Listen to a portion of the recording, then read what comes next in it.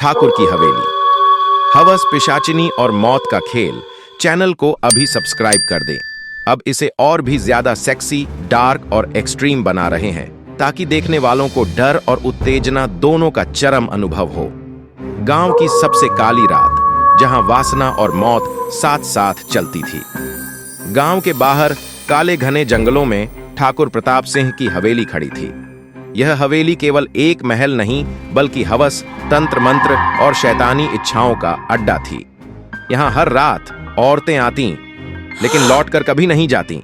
ठाकुर ने गांव की कई मासूम लड़कियों को अपनी हवस का शिकार बनाया, लेकिन जिस रात उसने चंपा को पकड़ा, उसकी किस्मत खुद उसका शिकार बन गई। चंपा, वह औरत जो सिर्फ शरीर नहीं बल्कि एक श्राप थी। चंपा गांव की सबसे हसीन औरत थी। उसके काले लंबे बाल, उसके गुलाबी होंठ और उसकी मदहोश कर देने वाली आंखें किसी को भी दीवाना बना सकती थीं। ठाकुर को लगा वह भी बाकी लड़कियों की तरह उसकी गुलाम बन जाएगी, लेकिन इस बार शिकार खुद शिकारी था। ठाकुर ने चंपा को अपनी बाहों में खींचा, लेकिन जैसे ही उसने उसके होंठ चूमे, हवेली की दीवारें कांपने लगी। चंपा की आंखें सफेद हो गईं और उसने धीरे से उसके कान में फुसफुसाया, अब मैं तुम्हें वो सुख दूंगी जिसे पाने के बाद तुम कभी लौट नहीं पाओगे। ठाकुर के जिस्म में एक अजीब सा नशा फैलने लगा, जैसे वह पूरी तरह चंपा के वशीकरण में जा चुका था। वासना की रात जो मौत में बदल गई। चंपा ने धीरे धीरे अपने कपड़े उतार दिए और उसके जिस्म पर अजीब काले निशान उभरने लगे, जैसे किसी तांत्रिक मंत्र का प्रभाव हो।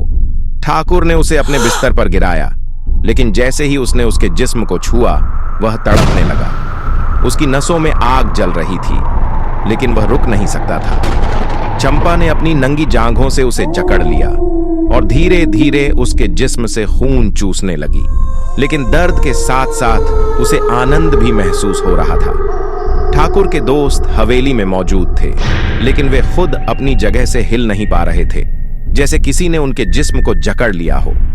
आधी रात तक ठाकुर के जिस्म पर अजीब काले धब्बे बन चुके थे। वह अब आधा इंसान और आधा शैतान बन चुका था। अब हवेली में क्या होता है? पहली रात को हवेली से औरतों की मदहोश कर देने वाली आवाजें आती हैं, कभी धीमी सिसकियां तो कभी डरावनी चीखें। वो जो भी आदमी हवेली में रात बिताने जाता है, वह अगले दिन जिंदा नहीं बचता, या अगर बचता भी है तो वह इंसान नहीं रहता। 3 लोगों ने खिड़कियों में एक नग्न औरत की परछाई देखी है, जो धीरे धीरे उन्हें अपनी ओर बुलाती है, लेकिन जब वे पास जाते हैं तो उनके जिस्म पर खरोंचों के निशान बन जाते हैं।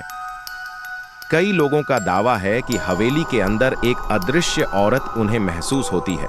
कोई उनके कानों में फुसफुसाता है, कोई उनकी गर्दन पर अपने होंठ रखता है।